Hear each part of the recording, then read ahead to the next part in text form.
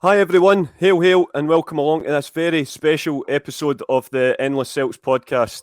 We're recording this show tonight in advance of the Acsom charity weekender, which we're absolutely delighted to be a part of this weekend.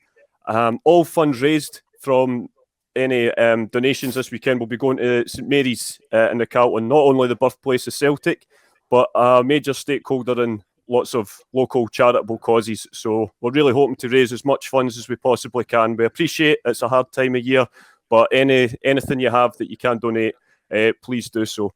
And again, we thank Paul John Dykes and all the Acsom team for allowing us to be part of this. We're absolutely thrilled.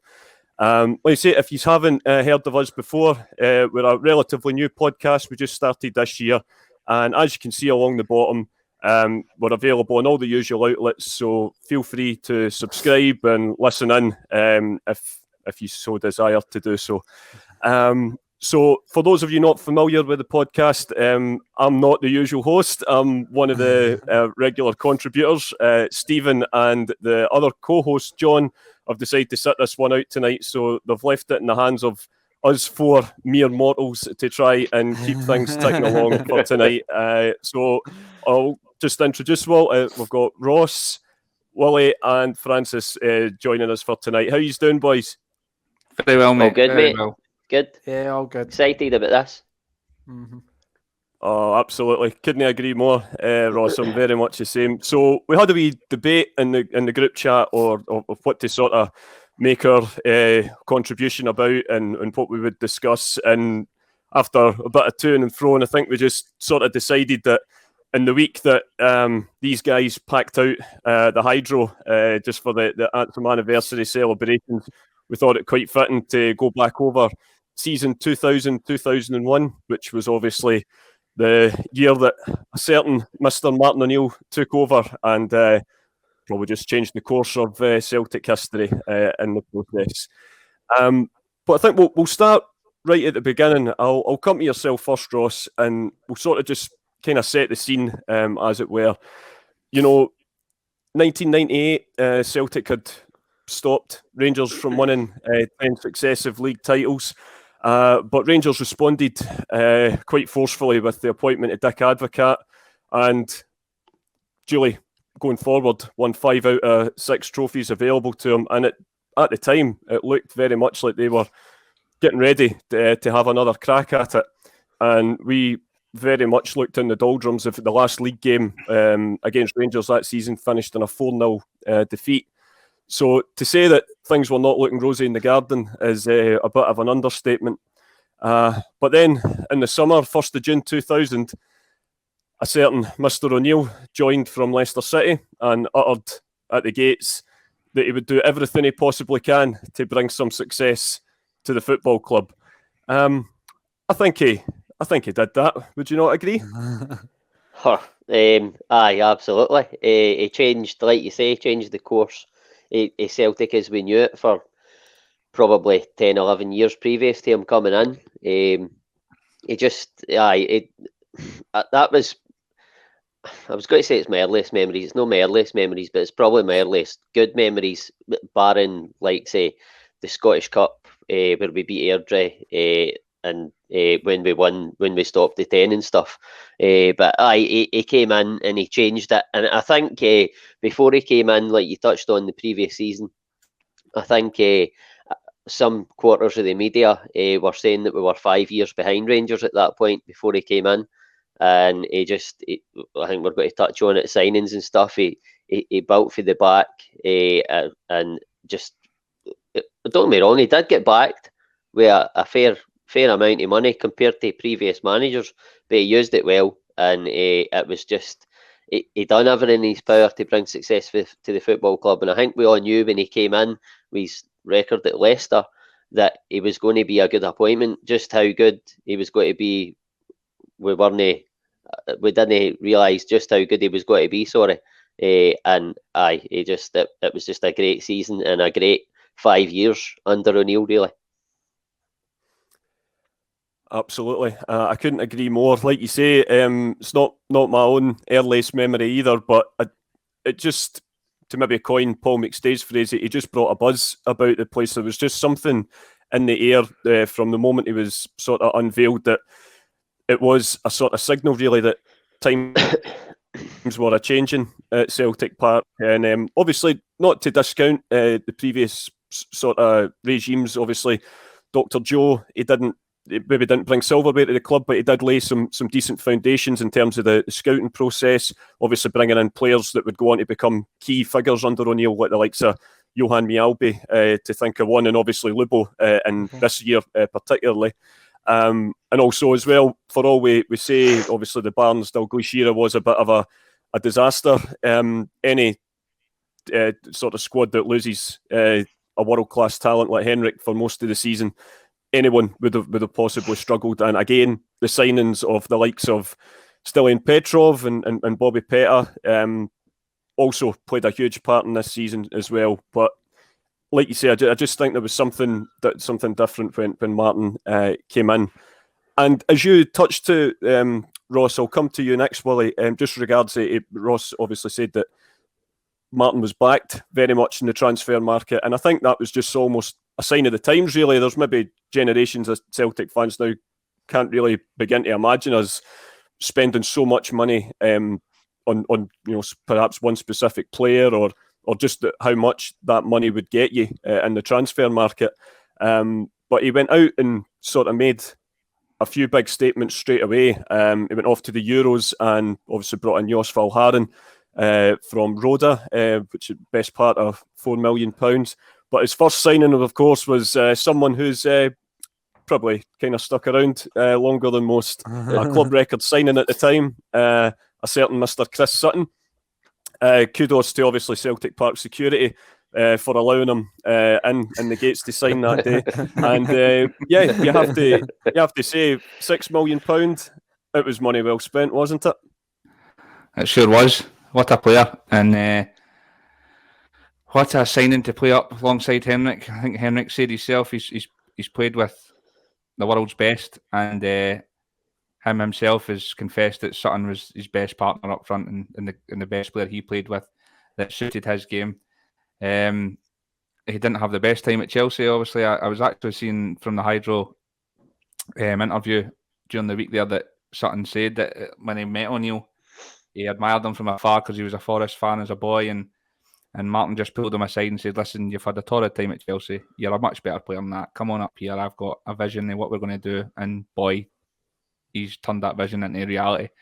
The signings he made that season, like Tomo and get him for peanuts, and he turned out to be arguably one of our greatest signings for the amount of money we spent on him.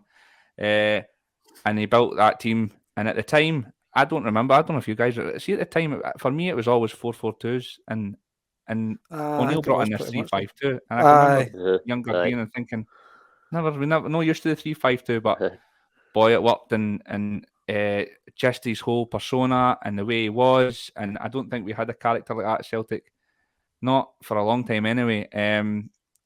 Somebody that would hit the sky, jump to the ceiling whenever we scored a goal and celebrated it like he was a fan. It's just so refreshing when he came in, and I mean, they're most probably my greatest memories as a Celtic fan. That team, which is arguably, obviously the Lions and stuff, but that team's arguably one of the greatest, if not the greatest Celtic side, definitely in the modern era anyway. And the team we had at the time, we were absolutely spoiled. At the time, you don't realise it, but now looking back, the players we had, it's just unbelievable that we were allowed to go and see our team play that football, and that we had these world-class players at our helm. And the majority of that's down to Martin O'Neill. Yeah, I couldn't agree more. Like I say, that's sort of where I get. I think he sort of changed the identity of the club. It's sort of, like you say, we can't really ever compare anyone to the Lisbon Lions, but I think he was the identity and the rapport he had with his own players. It had that kind of feel about it. And you see it, the Lisbon Lions sort of waxed lyrical about Martin as well. You know, the way he would conduct himself around the pitch, and Francis, I actually think one of the earliest things, one of the first things he actually did was take the Lisbon Lions out for dinner. Obviously, as a Celtic fan growing up, he was a little bit starstruck. And Martin, although he's not a big drinker, did have a couple that night. And he said after the dessert, he finally plucked up the courage to go and have a wee chat to Tommy Gemmell. And he just says, "Mr. Gemmell, I'm just wanting to ask you just about that goal in the European Cup final." And apparently Tommy's reply was, "What one, son?" So it's you at that age and it's still the little bit pattern. You can't beat it. But like we say, Francis, I think that's just why we're trying to set the scene before we really kind of get into the sort of how the fixture lists and results and that went. Just trying to let everyone realise just how far behind from the previous season that we'd felt to Rangers. There was a lot of chat about even getting close to them or getting within 7-8 points would be seen as real progress. But no one could have imagined. These days, treble triumphs for Celtic these days are as common for us as going for a loaf of bread. But back then, it'd been 32 years since Celtic had lifted all 3 domestic trophies in the one season. So no one could have predicted, even in our wildest dreams, what we were about to witness, could we? Nah, I don't think so. Obviously, we'll get into more detail on that, but when you actually see the season, like the type of season we had, it was absolutely amazing. It was, like you said, like Martin O'Neill just, for us in the 21st century, changed the sort of the landscape of Scottish football and Celtic's favour and things like that. And like you said, the immortal words on the steps, and that's saying he'll do everything possible to bring success to this club and stuff. And yeah, it was such a great season, and I can't wait to talk about it. Well, let's just get down to business then, shall we? So, like I say, a few signings were made sort of early doors to sort of complement the great squad of players that were already there. They were just needing someone to give them in and give them that sort of confidence. And we had a few friendlies and early times in Europe. We played Jeunesse Esch in the UEFA Cup, and Mark Burchill made history that night by scoring the fastest hat-trick in European football history, which I believe still stands to this day, but don't quote me on that. And early league for him. Apparently Celtic played on the Sunday that week, and it was an opening match against Dundee United up at Tannadice, and that partnership that was going to be proved to be so fruitful, Larsson and Sutton, with a goal each to get us off to a good start. And then we had sort of 2 very tight home games, actually. It was a 1-0 win over Motherwell and a 2-1 win against Kilmarnock after going a goal behind.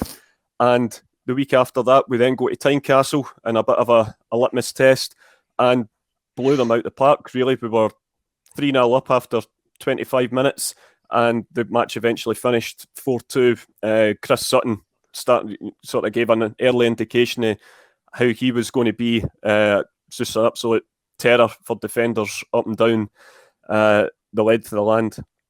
So going into a certain date, the 27th of August 2000, I don't know if you guys, if it's in your brain, in your memories much, but this was it, I'd say, yeah, absolutely, Roscoe, etched.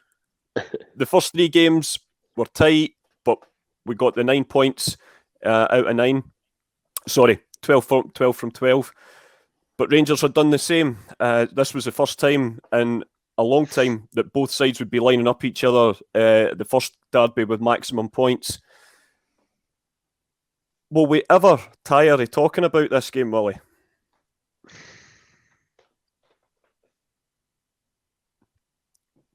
Willie, you there? Can you hear us? Can you hear us? Ever tired of talking about it? Maybe he's tired of it talking about it, the guys. Silence here. I was just reminiscing about all the goals that were scored. There's that many. I couldn't. I thought you'd done a Stephen Murphy there. I think it's the greatest derby game of all time in our lifetime, anyway. Some of the goals we scored and the famous Henrik goal, and it was just magic from start to finish. You couldn't believe it. It was just goal after goal after goal. And at that point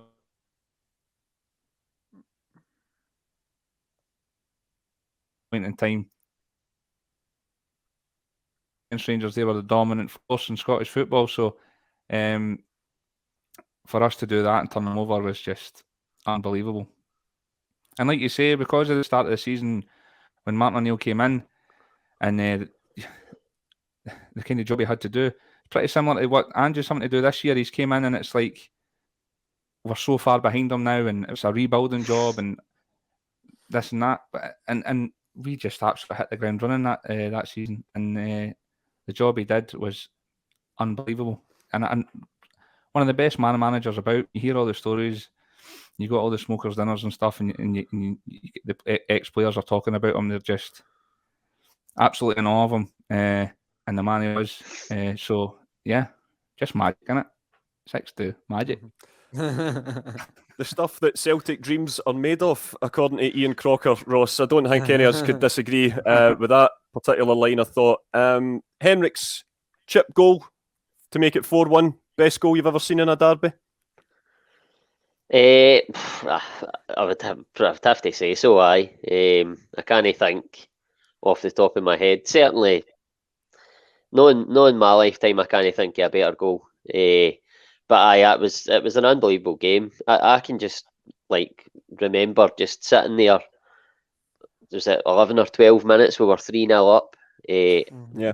For a long time before that, Celtic struggled to beat Rangers, and I can just remember sitting going, "Is this actually? Are we actually 3-0 up?"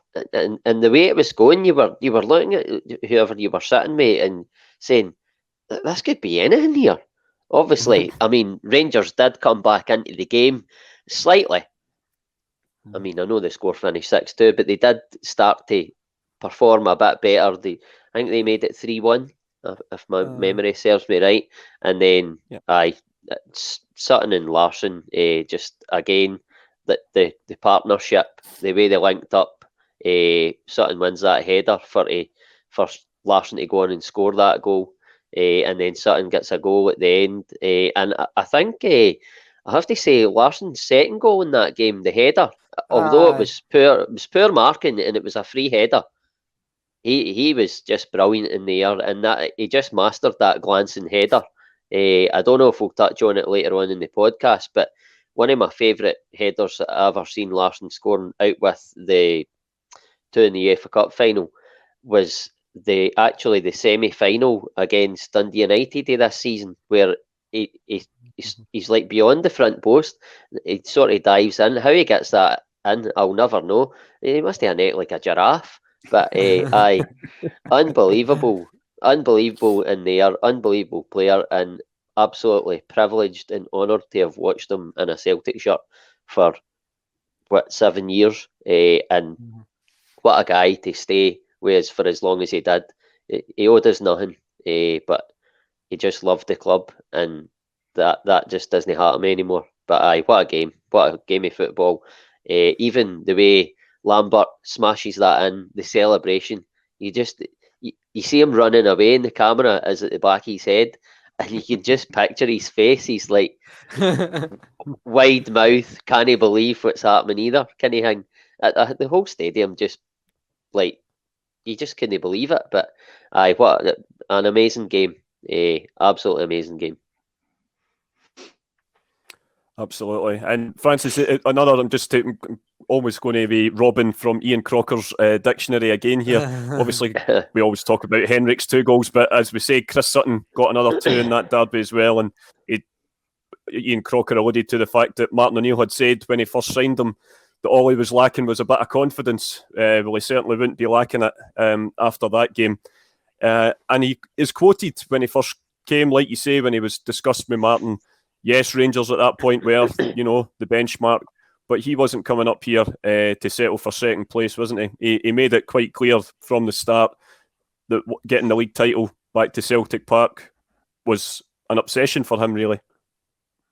Well, let's not forget, Chris Sutton was a Premiership winner with Blackburn Rovers only a couple of seasons before it, so this was a guy that's a winner. Had scored goals at teams like Norwich and stuff like that, so it was a big player. It was a gamble as shelling out $6 million for him, considering he struggled at Chelsea. But you touched on it there, the first game against Dundee United, that's what anything you want to do as a striker to get off to a great start and done it. But then even better to come into a derby match and score after about 20 seconds or whatever it was, just scored that early into a game. And then obviously he finishes it off, but with the goal right at the end of the game. And I think when you look at the game as well, there was, for a neutral, it must have been brilliant to watch because there was so many good goals. I mean, even I think it was Van Bronckhorst who scored Rangers' second goal. That was actually a pretty decent free kick, if being all honest. But like Lambert's goal was brilliant, just to set up play by Moravcik. Petrov's header was a good goal. Sutton's second goal was just still got all that determination. Mahid running down the park, and obviously Larsson's header and the chip that we got the immortal line of "This is sensational" or "That is sensational." It was just it was just an absolutely brilliant game. And yeah, Chris Sutton obviously got off to a pretty good start as a Celtic player, but just absolutely cemented himself after that game. 2 goals in your first derby match. If you're not, like you say, if you're not confident before that, you're going to be flying straight after it. Absolutely. And he became a bit of a god for us that day. And let's be honest, 21 years later, he still is. What more can you say about the man? We just love him to bits. Even some of the quotes that were coming out from the big event on Monday night there were just absolutely fantastic. And yeah, like I say, for any of the kids listening today, yep, apparently 20 years ago, £6 million got you a Premier League winner. So, how times have changed. And also Premier League managers would leave the likes of Leicester to come to us, not the opposite way about. No, the opposite way, aye. Exactly, Willie. Absolutely, absolutely. I feel Leicester, funny enough. Yeah, exactly. But after that game, and this is one of the things, again, just shows you how much football's changed. No transfer window back then, Ross. And Rangers responded in the way that Rangers often did. They spent big going into the autumn and to try and make sure that this was just going to be a blip on their jotter, and that would such a result wouldn't happen again. And the League Cup forum started after the international break. We progressed against Raith Rovers and we racked up some decent league wins at places that we were traditionally in the years gone by that we struggled at, your McDermott Parks, your Rugby Parks, and just sort of keeping the points ticking over. Normally, in years gone by again, the autumn was when we would start to sort of fade away a little bit. But for a change, we started pulling ahead. Rangers lost numerous games, and questions were starting to get asked of Dick Advocaat if he could sort of handle the heat with having a heavyweight opponent in Martin O'Neill. But like I say, the response in terms of the transfer market, they forked out what is still a Scottish League record, £12 million for Tore Andre Flo from Chelsea. Celtic responded by buying Alan Thompson from Aston Villa for just short of £3, and Didier Agathe on a permanent deal from Hibs for 35 grand. So who do you think got the better value for money? Is that for me? Sorry. That's for you, Roscoe. Sorry. That's for me, aye. I think it's fair to say Celtic absolutely got the better value for money. No doubt about it. I mean, Didier Agathe, he came in at Hibs. I think he only played like a handful of games. And I don't know how it worked. I can't remember. But he just looked brilliant. And we just came in and got him for buttons. And he came in and was just absolutely top class. What a player he was, and what a signing! And he just slotted right into the team perfectly. And Alan Thompson, wow! I mean, good talk about that guy all day. Free kicks, what a left peg he had on him. So many big goals, especially in the Celtic Rangers games. He popped up with a lot. He popped up with one later on in the season, I'm sure, against Rangers. Just an outstanding signing, and it was like you say, football's totally changed. Imagine being able to bring guys like Thompson and that in midway through the season. I think he came in was it September or something like that?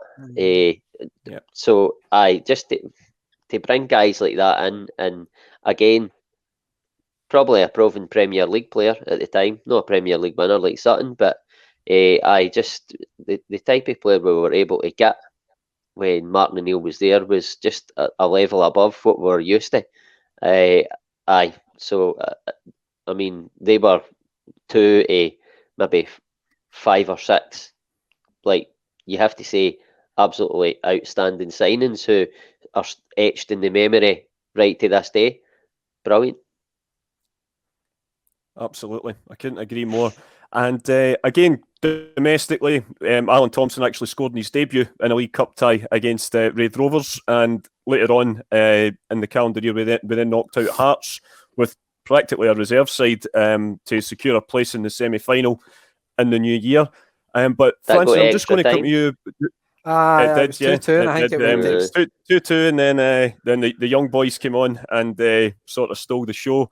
Although Lubo did get the decisive fourth goal by turning Robbie Nielsen inside out that night. I can always remember a young Robbie Nielsen who's still at Tynecastle. So we're not going to dwell too much on Europe this year, Francis. This will probably be for a future spin-off show. But I think I just wanted to touch on it briefly because after Genesesh, we drew Bordeaux in the autumn in the old UEFA Cup. It was classic knockout. And obviously we returned to France where Henrik had broke his leg the year before. Thankfully, he came back injury-free and he came with got us a precious away goal. So it was 1-1 going into Celtic Park. And Martin O'Neill had his first sort of experience of a Celtic away support, a massive Celtic away support in Bordeaux that night. And he's quoted as saying that he just couldn't believe what he was seeing behind the goals, that, you know, just the absolute sea of green and white, and sang right to the end. And kind of, it wasn't the norm for us back then. We got a positive result to take back to Celtic Park. And although the Bordeaux match ended in defeat, I always remember when Lubo scored to put us 1-0 up that night, the noise, I'd never really experienced anything like that at a European game at Parkhead. Obviously, the Champions League nights were still to come.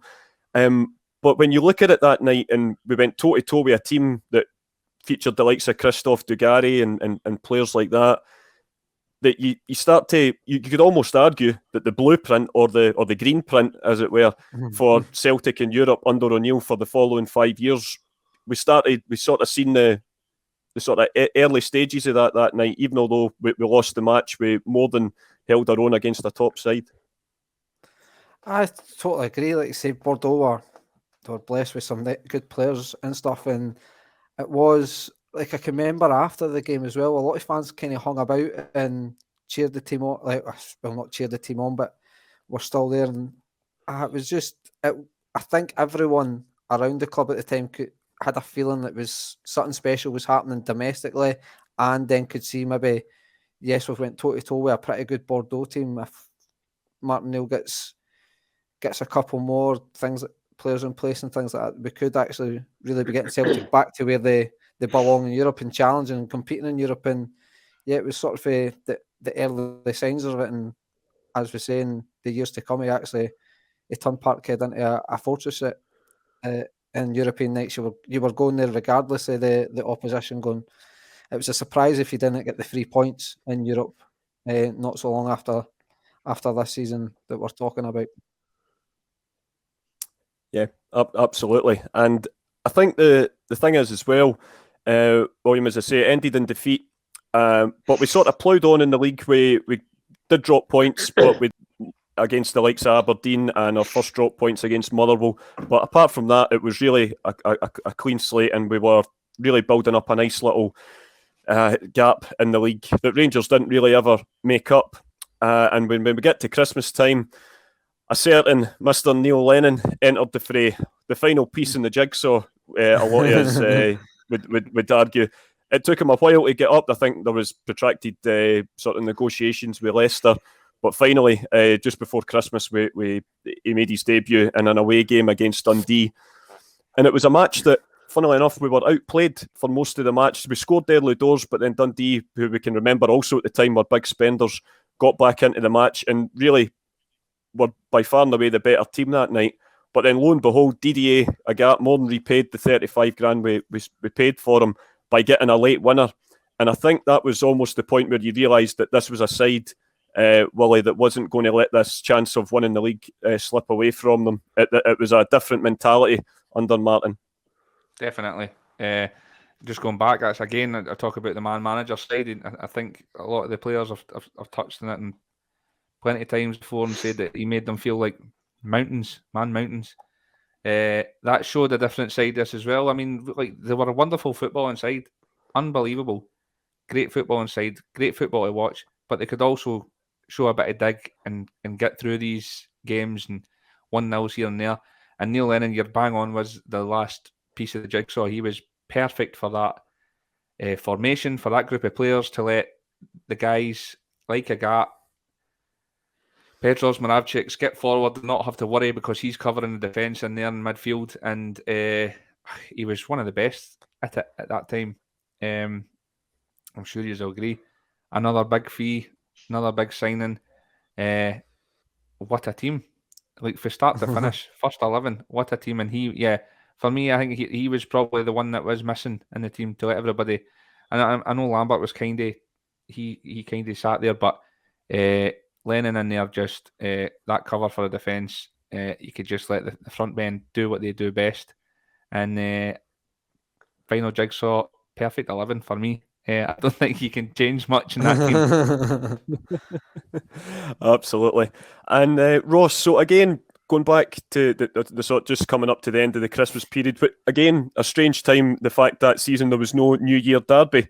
The second derby at Ibrox was played in November, where Rangers got their probably one and only decent day out that day when they did turn us over. But we'll quickly brush over that. And obviously got on to the festive period. We absolutely, it's a Celtic show, isn't it? And we basically around Christmas time we did also again strengthen the side. We signed Rab Douglas to replace Johnny Gould in goals. We can always argue Rab was a bit of a mixed bag, but more than a decent shot stopper. And again, chose Celtic over Rangers, which again we weren't particularly used to. Any time around then there was a bidding war, Rangers would usually come out on top, but Rab more or less admitted that once he spoke to Martin, his mind was made up. And we also got, and if I remember correctly, he was a inclusion in your Dream 11 from the O'Neill era, but a few shows back. Mr. Vega. We got Mr. Ramon Vega, who scored 2 on loan from Spurs, who scored 2 on his debut. We then had another tricky tie away on Boxing Day up at Tannadice, which again we came through with, which led us up to the last game before the winter break, which was a 6-0 win against Kilmarnock. I don't know if anyone remembers, but it's probably one of my favourite passes of a football I've ever seen, when Johan Mialbi just pings it down the right wing for Stilian Petrov to latch onto it, and he crosses it over for Henrik. So I think that was his second or the third goal of that game. He scored 4 and Sutton got 2. And that set us off into the winter break. And that was sort of the first time any of us had really experienced that. But do you think a winter break and coming back just into cup action with such a lead, and that kind of helped the players just sort of say, right, we've got a semi-final already booked, the Scottish Cup's about to start, we're miles ahead in the league, it's time just to get the gas back up, foot on the gas again, or even on Rangers' neck, and just go as hard as you can? Well, I mean, you say on Rangers' neck, but I don't even think they were second at that point. I think Hibs were our closest challengers. Yeah, you might be right. Hibs and Hearts. I think Rangers overtook Hibs later in the season, but Hibs really gave a good account of themselves that season. And actually, I think they gave Celtic some of their toughest tests in individual games. I think they took a point at Parkhead later in the season. But I think to touch on the winter break, I think it, as a fan, you would rather it wasn't there, because you like the games coming thick and fast every week. But as a player and a squad and a team, I think it came at a perfect moment for them. They weren't in memory, I don't think they were flagging or struggling, but just recharge your batteries. They went away out. Sure, they went away out to America and played a couple of games in front of some of our fans that are in America, because again we've got a worldwide fan base because we're a massive club.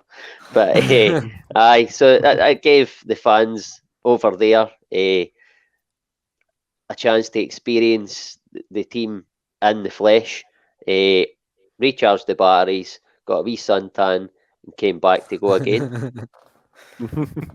Absolutely. And like I say, it started off with a win in the Scottish Cup, which we then had to go to a replay in the next round against Dunfermline.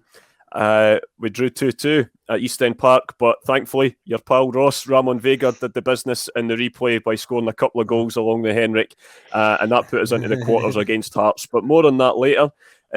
Sort of back to February time, Willie, and again, as Ross has alluded to, around that time we had dropped points against Hibs, but we did have the third derby of the season coming up against Rangers, and it was a very tight game, although it's certainly not the 6-2, but the 1-0 result was absolutely vital, wasn't it, just to keep that gap at the top of the table. And again, a break from what we were used to when it was the crunch games, when it was a narrow win so often. Around in those years, it was Rangers that would come out on top, but that time it was Celtic keeping the 3 points at Parkhead.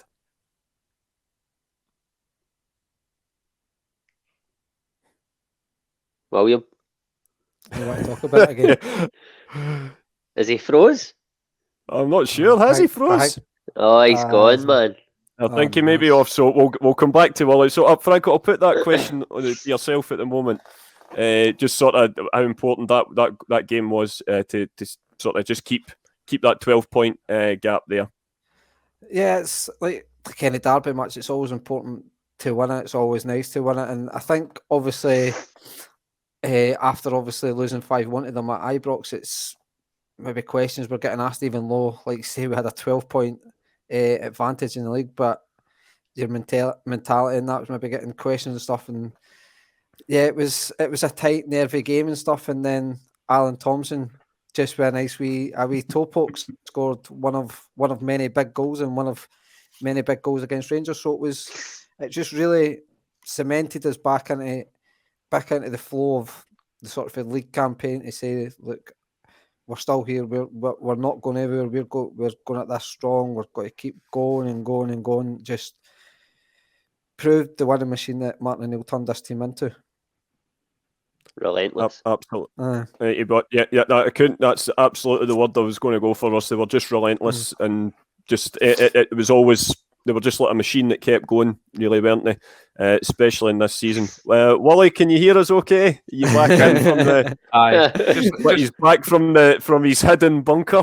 I thought you'd put it. Just like Lineker there, I was running about like a dog there on the ground, just needed a wee break. I'll be back, that's me back. Right. I thought you'd put the invisibility cloak on. I'll come to you for this one as well, because just after the Rangers game, again, when we've got a bit of a gap, there's also another league game I just wanted to bring out, because again, it's just getting to that point where, as I say, we weren't used to winning leagues, and just the nerves were starting to kick in. It was a midweek game, a home tie against Motherwell, where Andy Gorham, who was playing for Motherwell at the time, was just having one of those games where we just couldn't get past them. And as you can imagine, the tension in the stands was starting to get a bit unbearable. But with about 7-8 minutes to go, Celtic got a free kick about 25 yards out. And as you can imagine, from that kind of distance, it would take something special to beat Andy Gorham.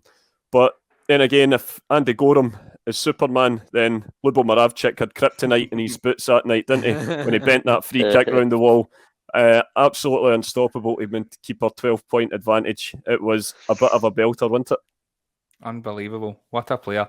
I'll never forget the first time I seen him in the flesh. And we played, I think it was Hearts we played. My dad took me along, and he took a corner for one side with his right foot, straight back out for a corner for the left side, and he went and taken that with his left foot. And I remember just thinking, my goodness, got him in at that age as well. What a player. Like you're saying about how the whole mentality, again, I think that's O'Neill instilling that, and the players he brought in. Everybody in that team was a leader. You had Mialbys, Lambert, Lennon, Larson's, Sutton's, Tomo's. You imagine all these guys in the changing room.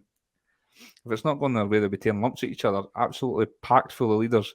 And I think you touched on it. Like in the past, we were mostly chasing Rangers at the time in previous seasons, and we did probably well under the pressure a lot of times. But it's just Neil just instilled this absolute belief in us, and like we can beat anybody on our day.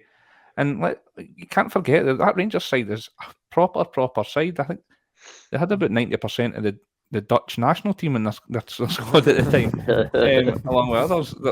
This wasn't just a walkover over an easy team. They were a proper side at the time. So for us to blow them away like we did, especially after the season before, I think we were 21 points or so behind the season before when Barnes was in charge. So to turn that around in one season is just remarkable.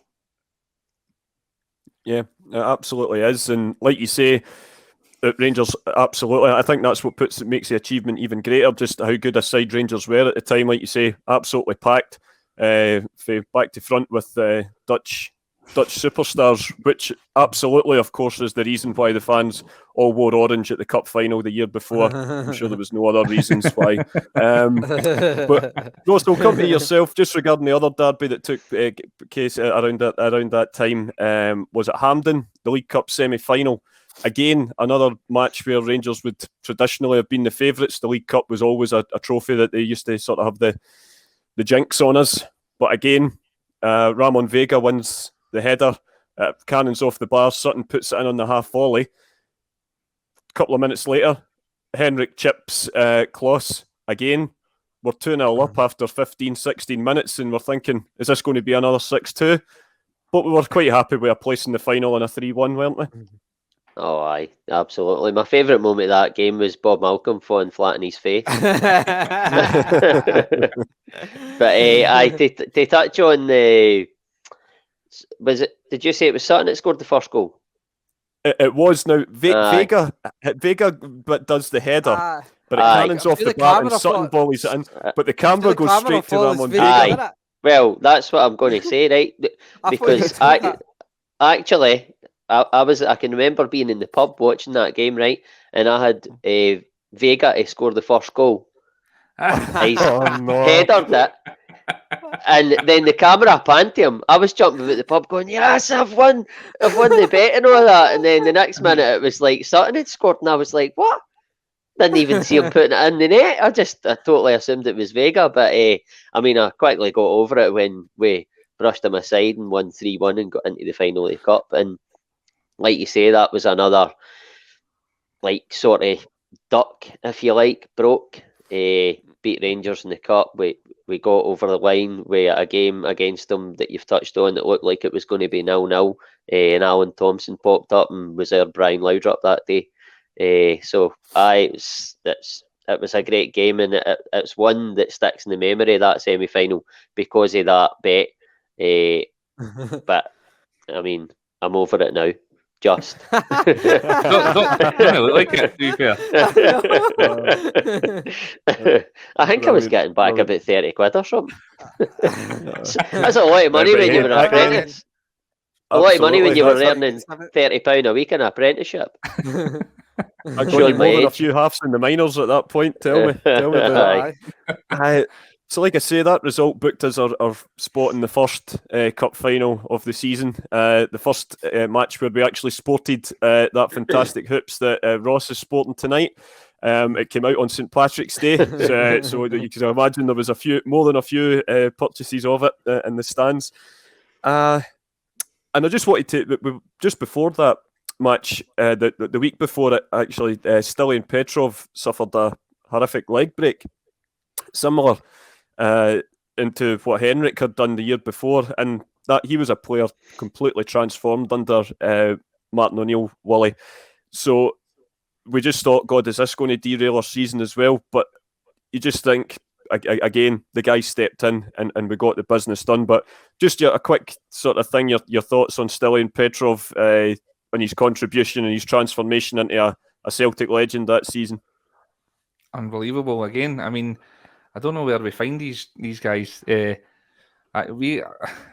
Ross, we went to a smokers room and he was discussing about when Martin O'Neill came in actually, and he says that at the time Barnes and that he came across, he didn't know the language, he was still a young boy. I think he said that Barnes was in training, going in at the knee, slide challenging them on that. And he's like, what am I doing here?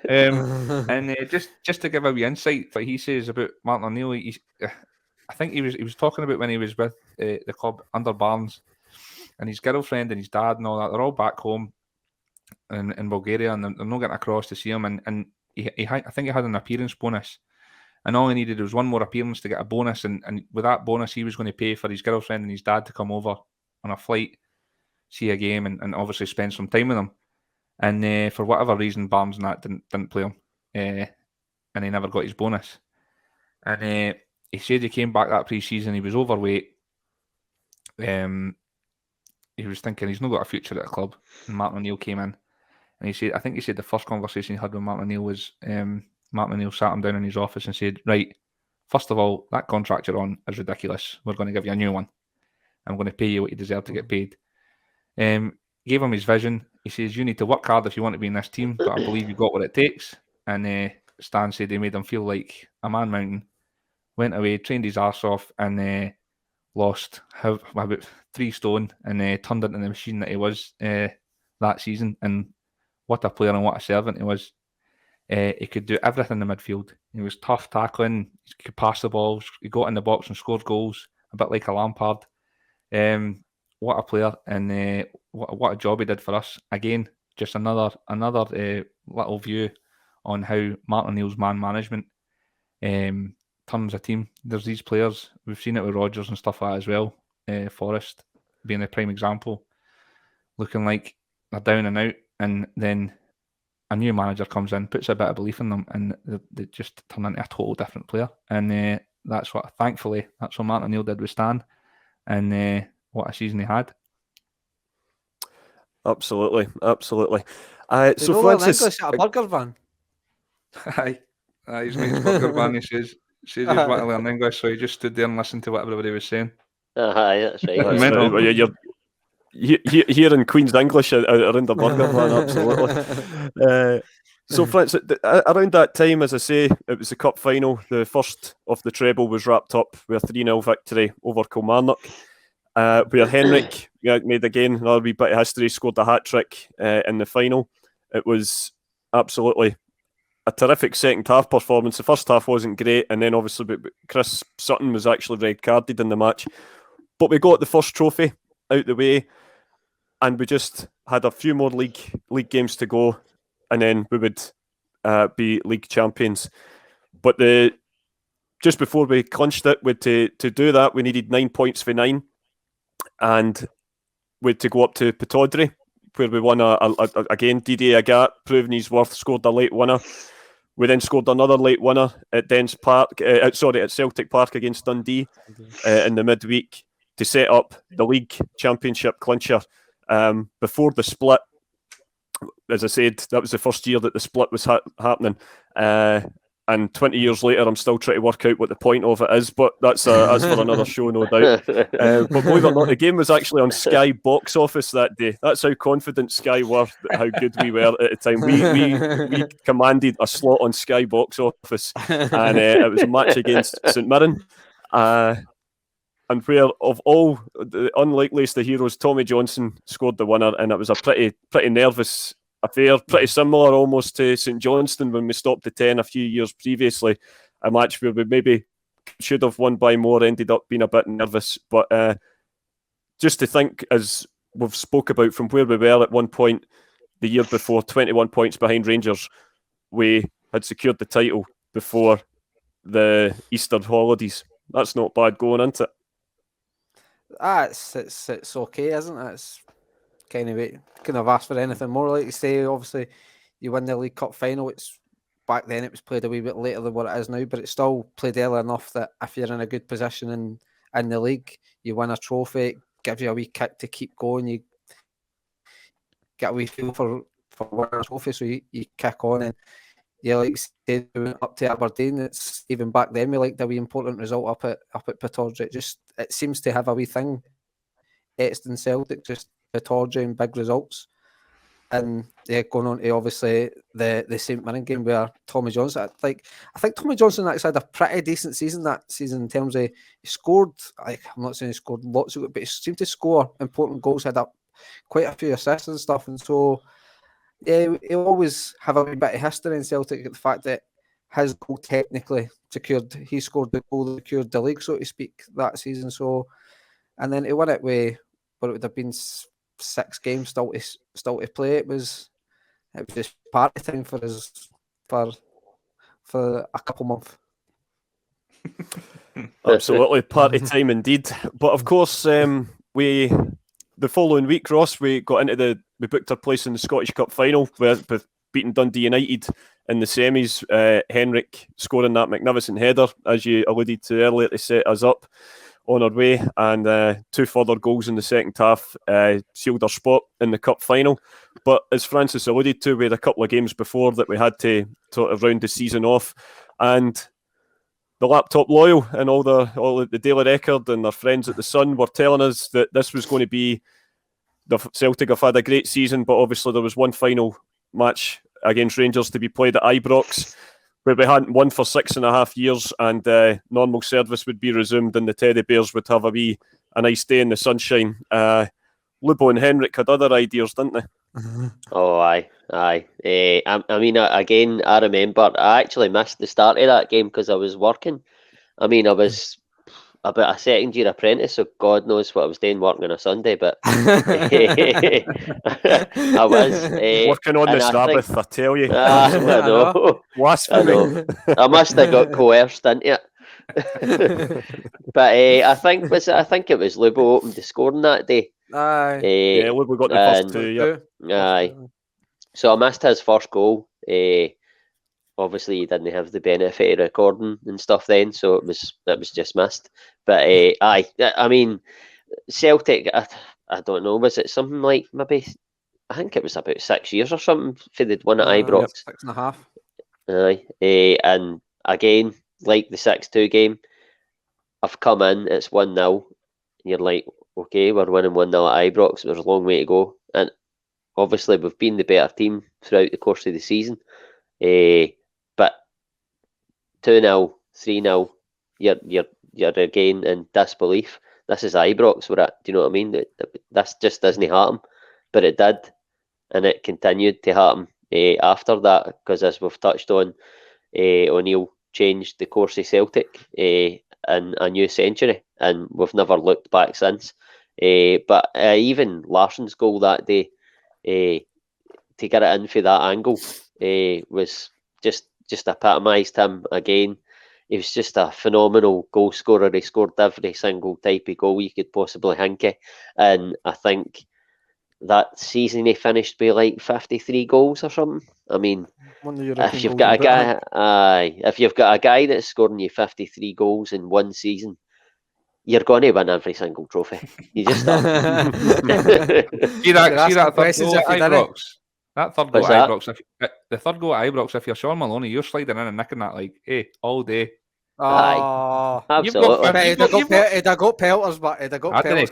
I didn't care. No way. Henrik, you've got 52 goals. I'm nicking this one. Maybe he couldn't reach it.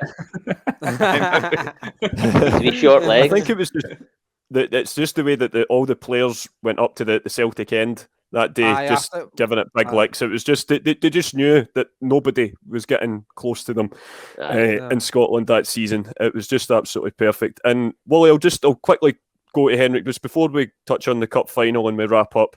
Just a sort of special mention about Henrik, like you say, European Golden Boot winner that year. The guy just had everything, and I've often said this when we run the pub. Obviously, around the top strikers in Europe that time, obviously Michael Owen won European Player of the Year that year, but Thierry Henry hadn't, sort of peaked at Arsenal yet. Ruud van Nistelrooy hadn't signed for Man United. Raul maybe was the top dog at Madrid. Barcelona were having their barn years. You may be thinking Martin Palermo at Boca Juniors, who we all used to sign on Champ Manager. But I can't really think of.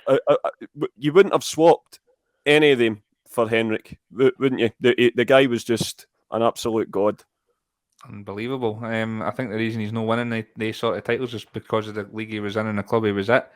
Let's not forget, I think, for the Golden Boot, I might be wrong. We might look a dafty here, but in the Scottish, was it not like a point system for each goal? In the Scottish league, so you're right, was less yeah. points than it was in Serie A and English Premier League and that. So to still go on and win that is that's even more mind blowing.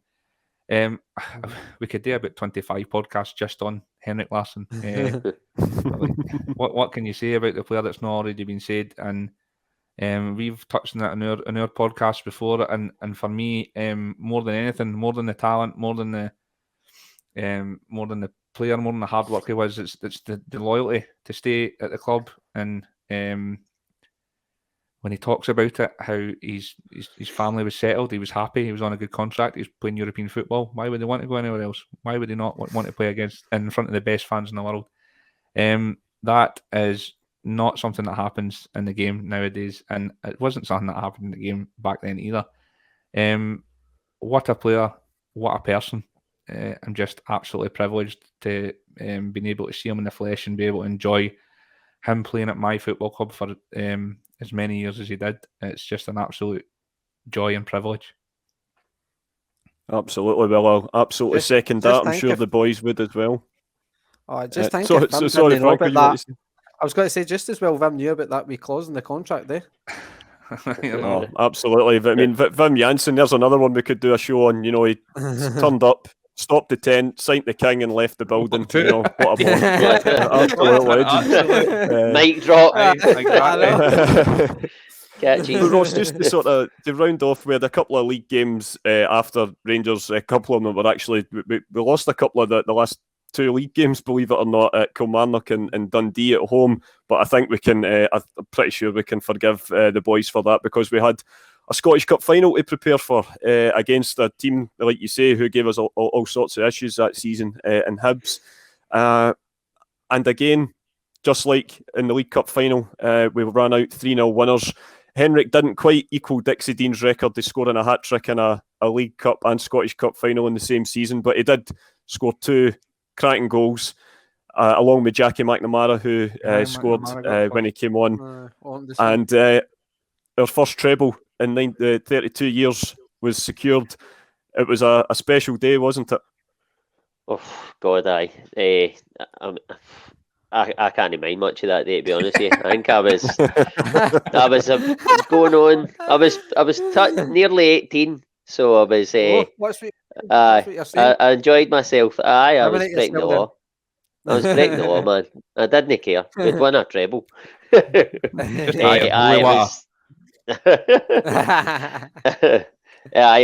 was a great performance against a team who were playing really well at the time, and they just blew them off the park. Henrik Larsson, once again, outstanding in a final. 5 goals in 2 finals. Unbelievable effort. He just was a big game player. And Jackie McNamara, brilliant finish. And he was outstanding for Celtic that season, along with everybody else. And again, he was a player that was already at the club, and they brought in all these great players, and he just slotted in and didn't look out of place amongst them. It was what a day, and it was in the sun. Just brilliant. Absolutely, Hampden in the sun, yes. Indeed. And like you say, boys, those memories is something that will last with us forever. And it certainly didn't prove to be a one season wonder, because Martin, in the 5 years he was with us, 3 league titles, 3 Scottish Cups, a League Cup, and of course that magical season where we made it all the way to the UEFA Cup final in Seville. More of that on another podcast, I'm sure. Maybe Ross will take the reins for that one, I think. But just to sort of round off, as I say, I agree, it was just an incredible season. Something, as I say, we're so used to Celtic being successful now, but it was something that we weren't overly familiar with at that point, and it just sort of changed the mindset. And like you say, in the years after that, we went from being a team that were at the start of that season were just hoping to get close to Rangers to make it a bit of a competition, and within 3 years we were in a major European final. If that doesn't cement legendary status, I don't know what does. And I think it's quite fitting, like we touched on earlier, that those guys, that sort of band of brothers, as Chris Sutton alluded to them, named them, 20 years later, they packed out the Hydro at the just a couple of nights ago there. It just shows you, whilst no team may or will ever probably eclipse the achievements of the Lisbon Lions, our generation of supporters, for us guys, those treble winning heroes are probably our version of them, aren't they? Oh, Definitely. I didn't even know who that was. Sorry, Wally, go. Do you know what? I didn't. It was probably just the team is like, and like you said, we've had much success since then. Some wonderful players come through the doors at Celtic. Some wonderful football played, and many managers after them have done wonderful jobs as well. But in my lifetime, there's not a team come even close to that team that Martin O'Neill built, especially in that season and the year after. From back to front, just absolute warriors, and the likes of Moravchik, who for me was just unplayable in his day. And a team with a king in it. There's nobody beating that team. What a job he did. And you're absolutely you're bang on, Willie, because like we as we spoke about that when we did the sort of the two generations, we were pretty much in agreement that team would have had the Invincibles on toast, you know. So that just just shows you just how good they were. Absolutely. And as I say, as you touched on earlier, guys, we've got a similar rebuilding job this year, with a certain Mr. Postecoglou being tasked with the responsibility. We don't know how the season's going to unfold, but let's just say for what we've seen so far, we're very happy, and here's hoping in 20 years' time when we're doing this on some sort of 3D imaging, because when we're on the top of the podcast pile, we'll be talking about how good this season ended up being as well. But that's for another day, I'm sure. But in terms of the podcast tonight, for our contribution for Acsom, that's pretty much us, and we can only thank Martin for giving us and the players for giving us the memories to talk about. Have you enjoyed this wee trip down memory lane tonight? Yeah, loved that. Cannot believe it's 20 years ago. Cannot believe it's 20 years. Makes you realise how old you are, Willie. I know. But by the way, 20-year-old top still fits like a glove. Aye, that's because we all wore like triple XL back then. It needed to be baggy. Don't take this away from me, Willie. Well, if it makes you feel any better, mine doesn't fit quite as well. I can see that. Cut glass with things. He's been a Petrov. One of you guys might be able to confirm this rumour, right? See the top Willie's wearing? There's a lot of rumour going around the time that Henrik designed that for Umbro when he was off with his leg break. Do any of you know if that's true or not? I don't know. No, I've never even heard that. I've heard the rumour that Henrik designed it. And listen, if he did, he'd have a career in fashion as well if he hadn't been a footballing god, because it's one of my favourite ever away tops as well. Henrik, but no, I think Henrik uppercut. Possibly. I'll believe anything when it comes to Henrik. You know me. I'm sure he hit a horse with an uppercut once, and that's how Giraffe were created. What do you mean? Is that not true? Like, I've got hundreds of folk that story. But no, guys, honestly, thanks very much. You have been absolutely brilliant. It's been a great wee trip down memory lane, and we've absolutely loved doing this for, like I say earlier, the Acsom charity weekend. This will all be going out over the weekend of December 4th and 5th. There'll be lots of other podcasts getting involved, lots more content, so check it out when you can. And also, if you can, please donate what you can to the charity. And hopefully that'll just make a lot of vulnerable people's Christmas that little bit easier to get through. But that's us for tonight. So thanks again to the boys. And all the best. Cheers.